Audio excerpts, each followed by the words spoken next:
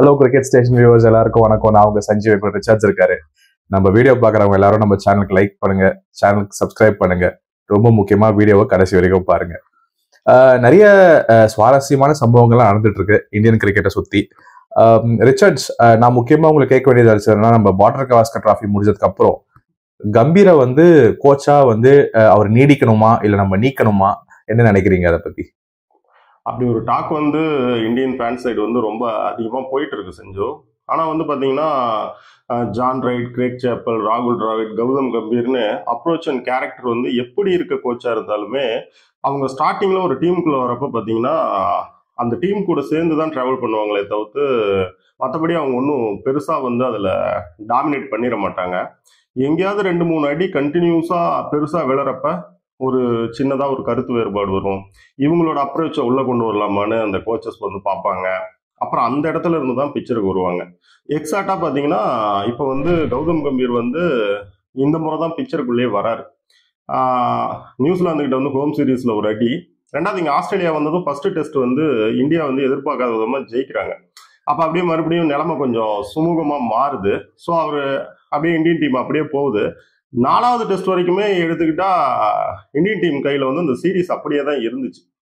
Draw பண்ண வேண்டிய ஒரு மேட்சை தோக்கவும் அந்த 5வது டெஸ்ட்ல இருந்து தான் இல்லை இதுக்கு மேலே ஆகாது அப்படிங்கிற மாதிரி கௌதம் கம்பீர் உள்ள வந்ததா ஒரு பிம்பமே இங்கே இருக்கு. அப்போ கம்பீரே இப்போதான் வராரு, பிக்சருக்குள்ள வராரு அப்படிங்கிறப்ப கம்பீர் கூட்டிட்டு வந்த அந்த கூட இருக்க கோச்சிங் ஸ்டாஃப்ஸ் எல்லாருமே இனிமேலும் அவங்க அந்த பிக்சருக்குள்ள இனிமேல் தான் வருவாங்க. அதனால நான் என்ன சொல்ல வரேன்னா, ரொம்ப சிம்பிள்.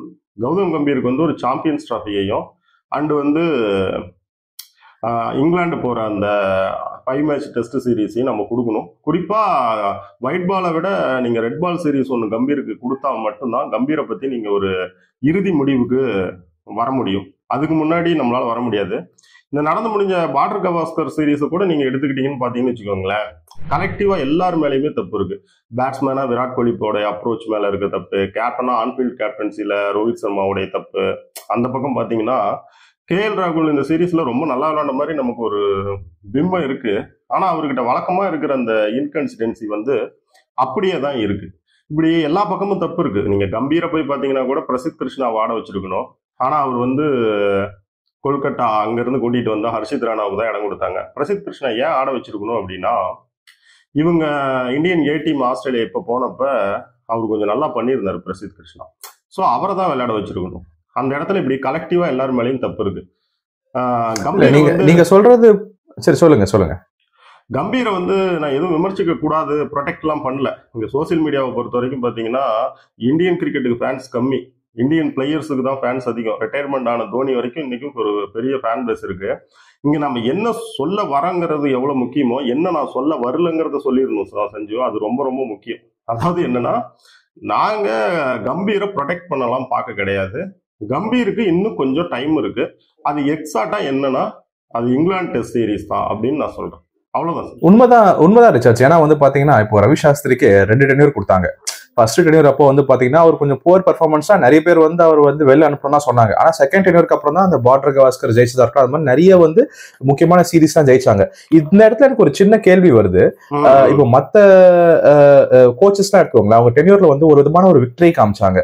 ஆனா வந்து கம்பீர் டென்யூர்ல நான் ஏன் நீக்கணும்ன்ற கேள்விக்கு வரேன் அப்படின்னா, முக்கியமான சில, அதாவது இந்த ஒரு 10 வருஷத்துல அந்த டெக்கேட்லயே நம்ம பார்க்காத லாஸ்ட்லாம் வந்து அவர் பார்த்திருக்காரு. அதாவது வந்து பாத்தீங்கன்னா ஹோம்ல 3-0 டெஸ்ட்ல தோத்ததா இருக்கா, அதெல்லாம் நம்ம பண்ணதே கிடையாது. அதுக்கப்புறம் ஸ்ரீலங்கா கிட்ட தோத்ததா இருக்கட்டும் ஒன் டே, இப்போ பார்டர் கவாஸ்கர் திரும்ப நம்ம கைவிட்டு போனதா இருக்கட்டும். சோ இந்த மாதிரி அடுத்தடுத்து லாஸ் வரதால ஒருவேளை அவருக்கு ஒரு ரெட் பால் மட்டும் பாத்துருக்கேன் இல்ல ஒயிட் பால் மட்டும் பாத்துருக்கேன்னு நம்ம 2 கோச் பாலிசி ஏதாவது அடாப்ட் பண்ண வேண்டியது இருக்குமா? இல்ல, முதல்ல இதுக்கான கிளியர் ஆன்சர் என்னன்னா, இப்ப நான் ஒண்ணு சொன்னேன்ல, பிளேயர்ஸாவே இவங்க எவ்வளவு பெரிய ஒரு தோல்வியை சந்திச்சிருக்காங்க. ஏன்னா தனிப்பட்ட பிளேயர்ஸோட பெர்ஃபார்மன்ஸ், எதிர்பார்க்கப்பட்டவங்களுடைய பெர்ஃபார்மன்ஸ் சரியா இல்லைன்னா உங்களால ஒன்றும் பண்ண முடியாது. ஒரு சிம்பிளா ஒன்று சொல்லணும்னா, 2018 பால் டேம்பரிங் பிரச்சனையில ஸ்மித் அண்ட் வார்னர் வந்து வெளியே போயிட்டாங்க, பேன் பண்ணாங்க. 2 பேர்த்த வந்து ஆஸ்திரேலியா ஸ்குவாட்ல இருந்து உருவுனதுமே அந்த ஆஸ்திரேலியா என்ன மாதிரி பிரச்சனைகளை சந்திச்சதுன்னு நம்ம பார்த்தோம். புரியுதுங்களா? அப்ப இங்க ரோஹித் சர்மா, விராட் கோலி, ஒரு அடுத்த விராட் கோலின்னு பார்க்கப்படுற கில் அப்படின்னு சொல்லி யாருக்கிட்ட இருந்துமே ஒரு பெரிய பர்ஃபார்மன்ஸ் இல்லாதப்ப நம்ம அதை தூக்கி அப்படியே கோச் தலையில மட்டுமே இப்போ வச்சிட முடியாது. எல்லாரு மேலேயுமே கலெக்டிவா தப்பு இருக்கு. இப்ப கம்பீர் பிக்சருக்குள்ள வந்திருக்காப்புல, இப்ப ஒரு சாம்பியன்ஸ் டிராஃபியும் ஒரு இங்கிலாந்து டெஸ்ட் சீரீஸையும் கொடுத்துட்டு நாம நிச்சயமா ஒரு முடிவு கொள்ளலாம். கம்பீரோட அப்ரோச் எப்படி இருக்கு, ஐடியாஸ் எப்படி இருக்கு, ஒர்த் இல்லையா, இவரு இந்தியன் கோச்சா இருக்கணுமா, இல்ல டெஸ்ட் கிரிக்கெட்டுக்கு மட்டும் ஒரு தனி கோச் கொண்டு வரணுமா அப்படின்னு பார்க்கணும்.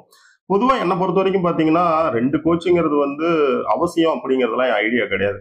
இப்ப பாத்தீங்கன்னா இங்கிலாண்டே இந்த 2 கோச் ஃபார்முலாவில இருந்து வெளியே வந்து பிரெண்டன் மெக்கலம் கிட்ட ஃபுல்லா கொடுத்துட்டு இந்தியாவுக்கு பிரெண்டன் மெக்கலம் தலைமையில தான் ஒயிட் பால் சீரிஸ் அந்த கோச்சிங்ல தான் பாக்குறதுக்கு வராங்க.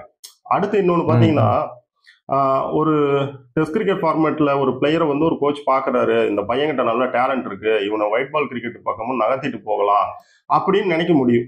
அங்கிருந்து ஒரு ஐடியா பண்ண முடியும். அதே மாதிரி நீங்க ஒயிட் பால் கிரிக்கெட்ல இருந்தும் ரெட் பால் கிரிக்கெட்டுக்காருக்காவது டேலண்ட் இருந்தா ஒரு கோச்சால 3 ஃபார்மேட்டும் கோச்சா இருக்கிறப்ப கொண்டு வர முடியும். ஒரு உதாரணத்துக்கு ரவி சாஸ்திரியே எடுத்துக்கோங்க. ஜஸ்பிரீத் பும்ராவை எங்க இருந்து சொல்லி கூப்பிட்டு வந்தாரு, ஒயிட் பால் டீம்ல இருந்து ரெட் பால் டீம்ல கூப்பிட்டு வந்தாரு. சோ அதனால வந்து இது வந்து முழுசா அப்படிலாம் இருக்கக்கூடாது, 3 ஃபார்மேட்டுக்கும் இருக்கக்கூடாதுங்கிறது ஒன்றும் கட்டாயம் கிடையாது.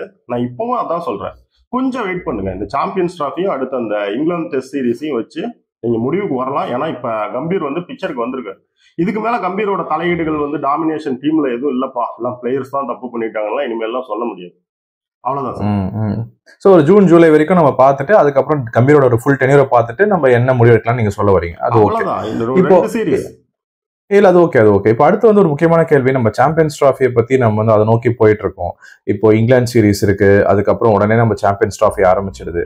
இது ரோஹித் சர்மாவை எப்படி செலக்ட் பண்றதை பத்தி என்ன நினைக்கிறீங்க? அவர் கிளியர்லி அவுட் ஆஃப் ஃபார்ம்ல இருக்காரு, ஒரு கான்பிடன்ஸ் இல்லாத கேப்டன், அவரே ஸ்டெப் டவுன் பண்ணிருக்காரு கடைசி டெஸ்ட்ல. வேற ஃபார்மேட் தான், பட் இருந்தாலும் அவர் எடுக்கணும்னு நினைக்கிறீங்களா? நம்ம ஸ்குவாட்ல அவர் நீடிப்பாரா? என்ன நினைக்கிறீங்க? நீடிப்பார், நோ டவுட். என்ன காரணம்னு கேட்டீங்கன்னா வேற ஃபார்மேட்டுங்கிறது ஒரு முக்கிய காரணம். மறுபடியும் மேட்ச் வந்து ஆசியாக்குள்ள வருது எல்லாமே. ஸோ இவர் ஏற்கனவே ஓடிஐ ஃபார்ம்ல ஓடிஐல வந்து கொஞ்சம் நல்லா பண்ணியிருக்காரு. சரியா போகாத ஸ்ரீலங்கா கூட அந்த ஓடிஐ சீரீஸ்ல கூட இவர் நல்லா பண்ணியிருந்தாரு. ஸோ அதனால ரோஹித் சர்மா திரும்ப வருவாரு. ஆனா சாம்பியன்ஸ் டிராஃபி தான் என்னை பொறுத்த வரைக்கும் ரோஹித் சர்மாவுக்கு ஜெயிச்சாலும் தோத்தாலுமே கடைசியா இருக்கும்னு நான் நினைக்கிறேன். அதாவது சாம்பியன்ஸ் டிராஃபி டோர்னமெண்ட் சொல்றீங்களா இல்ல ஓடிஐ ஃபார்மேட் சொல்றீங்களா? இல்ல, உங்களுக்கு மொத்தமாவே வந்து பாத்தீங்கன்னா அதுதான் ஒரு கடைசியா இருக்கும்னு நான் நினைக்கிறேன். அதுக்கப்புறம் ரோஹித் சர்மா இன்டர்நேஷனலே ஆட மாட்டாரு சொல்ல வரீங்களா? ஆமா, ஏன்னா டெஸ்ட் கிரிக்கெட்ல இதுக்கு மேல ரோஹித் சர்மா 99% இருக்கிறதுக்கான சான்ஸ் இல்ல. நீங்க சாம்பியன்ஸ் டிராஃபியை ஜெயிச்சாலுமே உங்களுக்கு அங்க இருந்து பாத்தீங்கன்னா இன்னும் 2 வருஷம் பாத்தீங்கன்னா WTCக்கும் இருக்குது, 2027 ஓடிஐ வேர்ல்டு கப் சவுத் ஆப்பிரிக்காவிலயும் இருக்குது. 2 வருஷம் இவங்க ரோஹித் சர்மாவை கூட்டிட்டு போவாங்கன்றதுல எனக்கு நம்பிக்கை இல்லை. ஆனா நீங்க சாம்பியன்ஸ் டிராஃபி ஜெயிச்சாங்க வச்சுக்கோங்களேன், அவர் தலைமையிலேயே வந்து 2027 ஆடலாம்னு யோசிக்க மாட்டாங்க? இல்ல, என்னை பொறுத்த வரைக்கும் அந்த இதுக்கு பிசிசிஐ போகாது. அப்படிங்களா? சரி, ஓகே, அதை நம்ம பொறுத்திருந்து பார்ப்போம். ஆனா சாம்பியன்ஸ் டிராஃபி பத்தி பேசுறதால இன்னொரு முக்கியமான விஷயம் நான் கேட்டே ஆகணும். இப்போ நமக்கு வந்து கடந்த ஒரு ஆண்டு காலமாவே தலை சிறந்த பேட்ஸ்மேன்னா அது நான் ஜெய்ஸ்வால் தான் நான் சொல்வேன். அது என்னோட தனிப்பட்ட கருத்து, மற்றவங்களுக்கு அது மாறும். அப்படி இருக்கும்போது ஜெய்ஸ்வாலே வந்து இப்போ சாம்பியன்ஸ் டிராஃபிக்கு வந்து இங்கிலாந்து டூருக்கும் வந்து ஒரு பேக்கப் பிளேயரா தான் கூட்டு போகணும்னு நினைக்கிறாங்க. ஏன்னா ஓப்பனிங் ஆல்ரெடி ரோஹித் சர்மா சேர்க்கும் போது ஆளுங்க நிறைய இருக்காங்கன்றதால. எப்படி இதை பத்தி நீங்க என்ன நினைக்கிறீங்க? இந்த கருத்து முக்கியமான கருத்தா நான் பாக்குறேன். அவர் ஆடவே கூடாதா 11ல, இல்ல ஒரு பேக்கப் பிளேயரா போலாமா? என்ன நினைக்கிறீங்க? என்னை பொறுத்த வரைக்கும் 2023 ஓடிஐ வேர்ல்டு கப் முடிஞ்சதுமே இந்தியாவோட ஓடிஐ ஸ்கீம் ஆஃப் பிளான்ஸ்ல வந்து ஜெய்ஸ்வாலை அப்பயே கொண்டு வந்திருக்கணும். இப்போ ஒரு 6 ஓடிஐ இதுக்கு நடுவில் நடந்து முடிஞ்சிருக்கு. இந்த 6 ஓடிஐலையுமே ஜெய்ஸ்வால் விளையாடி இருக்கணும் என்னை பொறுத்த வரைக்கும். என்ன காரணம்னு கேட்டீங்கன்னா ரொம்ப சிம்பிள் தான். அவர் நல்ல ஃபார்ம்ல இருக்காரு, இந்தியன் டீமோட ஃபியூச்சர் அந்த பேட்டிங் யூனிட்ல அவரு தான். அப்படிங்கிறப்ப நீங்க இவ்வளவு லேட் பண்ணக்கூடாது அவரை கொண்டு வரதுக்கு. இவங்களுடைய ஐடியா வந்து பிசிசிஐ என்னன்னு கேட்டீங்கன்னா கில்லு ரோஹித்தை வச்சு நம்ம அப்படியே மூவ் பண்ணிடலாம் நினைச்சாங்க. நான் என்ன சொல்றேன்னா நல்லா யோசிங்க. விராட் கோலி மாதிரி ஓடிஐ கிரிக்கெட்ல எல்லாமே சாதிச்சிட்ட ஒரு பிளேயரு உங்களுக்கு நம்பர் 4ல இருந்தாருன்னா அது எவ்வளவு பெரிய பலமா இருக்கும். அதுக்கு தான் நான் எப்படி யோசிக்கிறேன் அப்படின்னா ஜெய்ஸ்வால் ரோஹித்தே இருக்கட்டும், ஜெய்ஸ்வால் ரோஹித் வந்து ஓப்பனிங் வரட்டும், ஃபர்ஸ்ட் டவுன்ல வந்து ஒரு கில் இருக்கட்டும். பர்ஃபார்மன்ஸ் இல்லையா, சாய் சுதர்ஷன் இருக்காப்புல, திலக் வர்மா இருக்கிறாப்புல, அந்த பக்கம் போய் பாத்தீங்கன்னா ரியான் பராக கூட நீங்க ஒன் டவுன் பண்ணலாம்.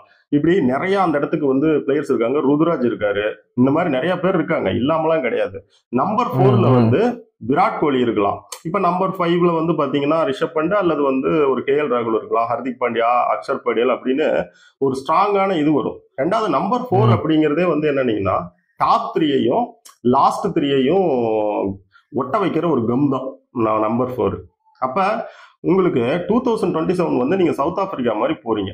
அங்க போறப்ப உங்களுக்கு கொஞ்சம் பவுன்ஸ் வந்து அதிகமாவே இருக்கும். உங்களுடைய நம்பர் 4க்கு இப்ப நீங்க ரெடி பண்ணி வச்சிருக்கிற ஒரு பேட்ஸ்மேனா யாரை பாக்குறீங்கன்னா KL ராகுல தான் நீங்க ஸ்ரேயஸ் ஐயரை தான் நீங்க பாக்குறீங்க. ஓகேங்களா? அப்ப ஸ்ரேயஸ் ஐயருக்கு பவுன்ஸ்ல ஒரு பிரச்சனை இருக்குதுங்கிறது வேர்ல்டு கிரிக்கெட்ல எல்லாத்துக்கும் தெரிஞ்ச ஒரு விஷயமா இருக்கு. எனக்கு என்னன்னா, நீங்க அவரை பேக் பண்ணி 2027 வேர்ல்டு கப்புக்கு ஸ்ரேயஸ் ஐயரை இதே நம்பர் 4க்கு நீங்க வச்சு கூட்டிட்டு போற ஐடியாவில் இருப்பீங்கன்னு என்னால உறுதியா நம்ப முடியல. எப்ப வேணாலும் ஆசியா தாண்டி வெளியே போறப்ப நீங்க அவரை டிராப் பண்ணலாம். கடைசியா நீங்க ஸ்ரீலங்கா ஓடிஐ சீரீஸ்ல கூட டிராப் பண்ணாங்க. அப்படி இருக்கிறப்ப நான் என்ன சொல்றேன்னா, நீங்க ஃபியூச்சரை பார்க்கணும். அப்ப அந்த ஃபியூச்சரை பாக்குறப்ப பாத்தீங்கன்னா, உங்களுக்கு நம்பர் 4ல விராட் கோலி இருக்கணும். உங்களுக்கு ரோஹித் சர்மா சாம்பியன்ஸ் டிராஃபி முடிஞ்சு வெளியே போயிட்டா கூட, ஓப்பனிங் கில்லன் ஜெய்ஸ்வால்னா கூட அந்த நம்பர் 3 ஸ்லாட் சும்மா இருந்துச்சுன்னா, அதை வந்து ஒரு சாய் சுதர்ஷன், திலக் வர்மா, ருதுராஜ் அந்த மாதிரி பசங்களுக்கு யாருக்காவது கொடுத்து குரூம் பண்ணலாம் அடுத்த 2 வருஷத்துக்கு. உங்களுக்கு நம்பர் 4ல விராட் கோலி இருக்கிறப்ப, உங்களுக்கு கீழே இருக்கிற இன்னும் அந்த லோயர் மிடில் ஆடுற டாப் ஆடுற 2 பேர்த்தையும் நல்லா சேர்த்து வைக்கிற, ஜாயின் பண்ற ஒரு நல்ல ஒரு பேட்ஸ்மேனா விராட் கோலி இருப்பாரு. அவர் அந்த ஃபார்மேட்ல என்ன ரெக்கார்ட் பண்ணிருக்காருன்னு உங்களுக்கு நல்லாவே தெரியும். சோ நம்ம அதை நோக்கி நம்ம போகணும். இப்பயே நீங்க ரோஹித் சர்மாவை வச்சுக்கிட்டே நீங்க ஜெய்ஸ்வாலை பிளேயிங் 11க்கு கொண்டு வரலாம், தப்பு கிடையாது. கொண்டு வந்து அவருக்கு நீங்க ஓப்பனிங் ஸ்லாட்டே அப்ப நீங்க யார வெளில எடுப்பீங்க? ஜெய்ஸ்வால் உள்ள கொண்டு வந்துட்டா யாரையுமே வெளியே எடுக்காதீங்க. கில்ல நம்பர் 3 விளையாட வைங்க. உங்களுக்கு நம்பர் 4 விராட் கோலி விளையாட்டும், நம்பர் 5 கேஎல் ராகுல் அல்லது ரிஷப் பண்ட் ஒரு விக்கெட் கீப்பர் யாராவது ஒருத்தர் விளையாட்டும். உங்களுக்கு அதுக்கு பின்னாடி ஹர்திக் பாண்டியா. இப்போ எனக்கு தெரிஞ்சு இவரு கோலி வந்து 4ல இறங்குவார் நினைக்கிறீங்களா? ஒரு 3 தானே அவரோட ப்ரெடாமினன்ட் ஸ்லாட். அதாவது இன்னைக்கு இதுக்கு மேல அவர் செய்யறதுக்கு ஏதாவது இருந்து நாம அதை தடுக்கிறோம் அப்படின்னு பார்த்தா ஒண்ணு. இங்க வந்து டீம் ஃபர்ஸ்ட் தானே, பிளேயர்ஸ் நெக்ஸ்ட் தானே. நெக்ஸ்ட் அவர் எல்லாமே ஓடிஐல பண்ணி முடிச்சிட்டாரு. இல்ல நான் என்ன நீங்க சொல்றது கரெக்டா. நான் என்ன கேட்க வரேன்னா, அவர் வந்து இத்தனை வருஷமா வந்து அச்சீவ் பண்ணது அந்த நம்பர் 3 ஸ்லாட்ல. எனக்கு அதுதான்ப்பா நல்லா வரும், நான் அதை ஆடுறேன் அப்படின்னு சொல்லிட்டாரு. இல்ல 4ல நம்ம ஆட வைக்க முடியாது. என்னன்னு கேட்டீங்கன்னா, உங்களுக்கு வந்து அந்த நம்பர் 3 நம்பர் 4க்கு வந்து உங்களுக்கு வந்து ஒரு பெருசா விராட் கோலி அட்ஜஸ்ட் பண்ணிக்கிறதெல்லாம் ஒரு பிரச்சனை இருக்கிற பிளேயர்லாம் அவர் கிடையாது, இன்னும் சொல்ல போனா. ஏன்னா உங்களுக்கு ஒரு ரோஹித் சர்மாவும் ஃபியூச்சர்ல இல்லாம போறப்ப உங்களுக்கு நம்பர் 3யோடய உங்களுடைய எல்லா அனுபவமும் மேலேயே முடிஞ்சிடும். ஒரு மாதிரி நம்பிக்கைக்குரிய எல்லாமே அங்க காலி ஆயிடும். விராட் கோலி அந்த இடத்தோட முடிஞ்சிருவாரு அப்படின்னா அது உங்களுக்கு 2027 வரைக்கும் ஒரு பிரச்சனை தான். எனக்கு என்னன்னா, அந்த வேர்ல்டு கப் வரைக்குமே விராட் கோலி வருவார் அப்படின்னு நான் நம்புறேன். அப்ப ஒரு ஸ்டெபிலிட்டி வேணும் அப்படின்னா விராட் கோலி நம்பர் 4 விளையாடலாம், ஒன்னும் பிரச்சனை கிடையாது. அவர் மாதிரி ஒரு எல்லாமே அந்த இடத்த வந்து பக்காவா எடுத்துட்டு போக முடிஞ்ச ஒரு பேட்ஸ்மேன் இருக்கிறது பெரிய விஷயம். நீங்களே யோசிங்க, 50 ராய்டுல ஆரம்பிச்ச பிரச்சனை இந்த நம்பர் 4 இன்னைக்கு ஸ்ரேயஸ் ஐயர் வரைக்கும் தீராம தானே இருக்கு. கண்டிப்பா கண்டிப்பா. அத விராட் கோலிங்கிற ஒரு மாடர்ன் கிரிக்கெட்டோட ஒரு மகத்தான பேட்ஸ்மேன் இந்தியன் கிரிக்கெட்ல தீர்த்து வச்சதா இருக்கட்டும். இப்ப என்ன அவரால முடியுங்க. ஏன்னா முடியும்ன்றது இல்ல, இங்க வந்து அவர் 3 ஃபார்மேட்டுக்குமே அட்ஜஸ்ட் பண்ணிக்க முடிஞ்ச ஒரு வேர்ல்டு பெஸ்ட் ஒரே பேட்ஸ்மேன் விராட் கோலி தான். அப்ப வந்து ஒரு நம்பர் 3ல இருந்து ஓப்பனிங்கே அவரால் பண்ணிக்க முடியுது ஒரு T20 கிரிக்கெட்ல, புரியுதுங்களா? அப்ப நம்பர் 3ல இருந்து ஓடிஐ கிரிக்கெட்ல நம்பர் 4 அவரால் வந்து அட்ஜஸ்ட் பண்ணிக்க முடியாதெல்லாம் கிடையாது. என்னை பொறுத்த வரைக்கும் விராட் கோலிகிட்ட எல்லாம் முடிஞ்சிருச்சுன்னு நான் நினைக்கல. இன்னுமே நம்பிக்கை இருக்கு. அதுவும் ஒயிட் பால் கிரிக்கெட் அப்படிங்கிறப்ப, அதுவும் ஓடிஐங்கிறப்ப எனக்கு இன்னுமே நம்பிக்கை இருக்கு. விராட் கோலி அந்த இடத்துக்கு வரணும், கில் வந்து 3rd பிளேஸ் வரணும். என்னை பொறுத்த வரைக்கும் ஜெய்ஸ்வாலுக்கு வந்து இதை விட ஒரு நல்ல டைம் கிடையாது, நல்ல டோர்னமெண்ட் கிடையாது. நீங்க ஆசியாக்குள்ள ஒரு டெபு கொடுக்குறீங்க, ஒரு பெரிய டோர்னமெண்ட்ல கொடுக்குறீங்கன்னா கொடுங்க. அந்த பையனுக்கு தான் நீங்க பாக்குறீங்கல்ல. இன்னைக்கு தேதிக்கு வேர்ல்டு கிரிக்கெட்ல கன்சிடென்சி அந்த ரன் கொண்டு வர விதம்னு சொல்லி அந்த பையன் நல்ல நிலைமையில தானே இருக்காரு. ஏன் அவாய்ட் பண்ண? ஆனா பிசிசிஐ வந்து பாத்தீங்கன்னா, பிசிசிஐன்னு சொல்ல முடியாது, நம்ம திங்க் டேங்க் ஸ்குவாட்லாம் வந்து பாத்தீங்கன்னா எப்பவுமே நம்ம ஒரு ஃபேன்ஸ் ஆடியன்ஸ்லாம் வந்து ஒரு 11ல போகணும்னு நினைச்சா அவங்க வித்தியாசமான ஒரு 11ல போவாங்க. ஸோ அப்படி இருக்கும்போது அவர் ஜெய்ஸ்வால் வந்து வெளில உட்காருவார் நினைக்கிறீங்களா? ஏதாவது வாய்ப்பு இருக்குன்னு நினைக்கிறீங்களா? அதுக்கும் என்னை பொறுத்த வரைக்கும் இப்போதைக்கு என்னன்னா, அவங்க வந்து இங்கிலாந்து ஓடிஐ சீரீஸுக்கு வந்து விராட் கோலி, ரோஹித் சர்மா, பும்ரா இந்த மாதிரி இவங்களுக்கு எல்லாத்துக்குமே ரெஸ்ட் பண்ணுவாங்க. ஓகேங்களா? அந்த மாதிரி அவங்க ரெஸ்ட் பண்றதா இருக்கிறப்ப ஜெய்ஸ்வால் வந்து நேரடியா இங்கிலாந்து சீரீஸ்ல விளையாடுவாரு, அது உறுதி. இவங்க சாம்பியன்ஸ் டிராஃபிக்கு அவரை வந்து பாத்தீங்கன்னா ஒரு பேக்கப் ஓப்பனரா எடுக்கிறேன்னு சொல்றாங்க. இவரை பேக்கப் ஓப்பனரா நீங்க எடுக்கிறீங்கன்னு வச்சுக்கோங்களேன், உங்க 2 விக்கெட் கீப்பருமே பிளேயிங் 11ல இருப்பாங்களான்னு ஒரு கொஸ்டின் இருக்குது. ஏன்னு கேட்டீங்கன்னா, உங்ககிட்ட ஒரு பேக்கப் ஓப்பனரும் வெளியில இருப்பாரு, உங்ககிட்ட வந்து ஒரு பேக்கப் விக்கெட் கீப்பரும் வெளியில இருப்பாரு. அப்படிங்கிறப்ப பாத்தீங்கன்னா வெளியில பெஞ்சில் இருக்கிறதுலேயே 2 பிளேயர் கோட்டா இதுல போயிடுது, புரியுதுங்களா? நீங்க ஒரு 15 மெம்பர் ஸ்குவாட வந்து உங்க இஷ்டத்துக்கு ஒரு பவுலிங் யூனிட்டை வந்து நல்லா ஸ்ட்ராங் பண்ண முடியாது, ஒரு எக்ஸ்ட்ரா ஆல்ரவுண்டரை போட்டு ஒரு யூனிட்ல கூட்டு போக முடியாது. இந்த மாதிரி பிரச்சனை எல்லாம் இருக்கும் உங்களுக்கு.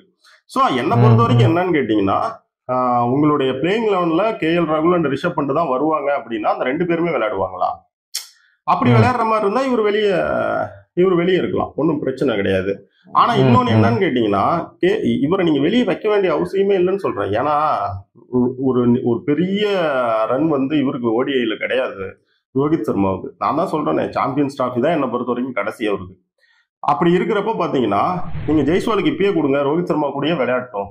அந்த பையனுக்கு இருக்கிற ஒரு ஃபார்முக்கு நீங்க துபாய் மாதிரி எப்ப வேணாலும் கீழே தள்ளி விடுற ஒரு டாஸ் ஓரியன்ட் கிரவுண்ட்ல போய் விளையாடுறீங்க. அப்ப உங்களுக்கு ஒரு இன்ஃபார்ம் பேட்ஸ்மேனை நீங்க வெளியே வச்சுட்டு எப்படி விளையாடுவீங்க? புரியுதுங்களா நான் சொல்றது? கண்ணுக்கு தெரிஞ்சு அதை செய்ய வேணாம். ஏன்னா நீங்க எடுத்ததுமே உங்களுக்கு ஒரு ரைட் அண்ட் லெஃப்ட் காம்பினேஷன் கிடைச்சிருது.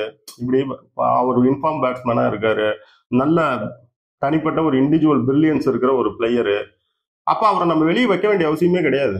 ஒன்னும் பிரச்சனையே இல்லை. ஏன் நம்பர் 3ல வந்து கில் விளையாட மாட்டாருலாம் கிடையாது, விளையாடுவார். கில் வந்து ஓடிஐ ஒயிட் பால் கிரிக்கெட்லயும் அந்த ஒன் டவுன்ல விளையாண்ட பிளேயர் தானே. கண்டிப்பா கண்டிப்பா. ஓகே ஓகே ரிச்சர்ட்ஸ், ஆக்சுவலி உங்க கருத்து கேட்டதுக்கெல்லாம் வந்து ரொம்ப நன்றி. உங்களுக்கு வேற ஏதாவது இன்புட்ஸ் இருக்குங்களா? நம்ம நிறைய பேசிட்டோம் இதை பத்தி.